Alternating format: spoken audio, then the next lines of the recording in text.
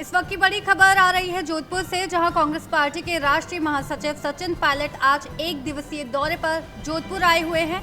Airport पर media से बातचीत में सचिन पायलट ने क्या कुछ कहा, सुनिए। जाति जनगणना की स्वीकृति करी है।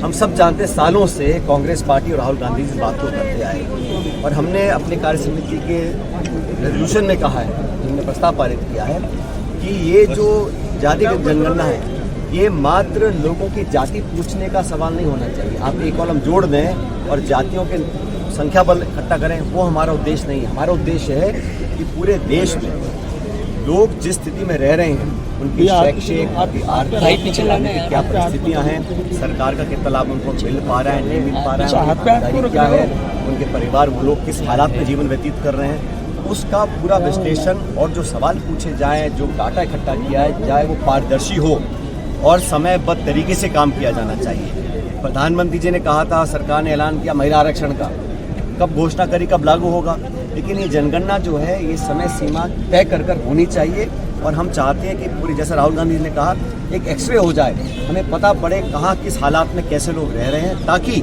जो नीति निर्माण हो, जो बजट आवंटन हो, जो योजनाएं हों, वो लोगों तक सही समय पहुँच सकें। कई जगह अब सरकारें जो घोषणा करती हैं उसका कोई साइंटिफिक आधार नहीं है, मनमाने तरीके से लोग इसको इतना बजट, इसको इतना पैसा। जब पूरा विश्लेषण हमारे पास होगा, डाटा हमारे पास होगा, तो हम जाके सही लोगों तक पहुंच सकते हैं, उनकी भागीदारी सुनिश्चित कर सकते हैं। इसको लेकर हम लोगों ने प्रस्ताव पारित किया कि बिना समय खोए, ये जुमले देने की आदत भाजपा सरकार को है, तो हम लोगों की मांग पर, जनता के दबाव में, कांग्रेस के आग्रह पर हमारी लगातार मांग रही। राहुल गांधी जी ने यात्रा जो की थी, भारत जोड़ो यात्रा, उसमें प्रमुख मांग ये थी कि लोगों की गिनती हो, पता पड़े लोग किस हालत में रह रहे हैं, ताकि उन तक सार्थक मदद हम देने में कामयाब हो सके। हमने 2 प्रस्ताव पारित किए थे।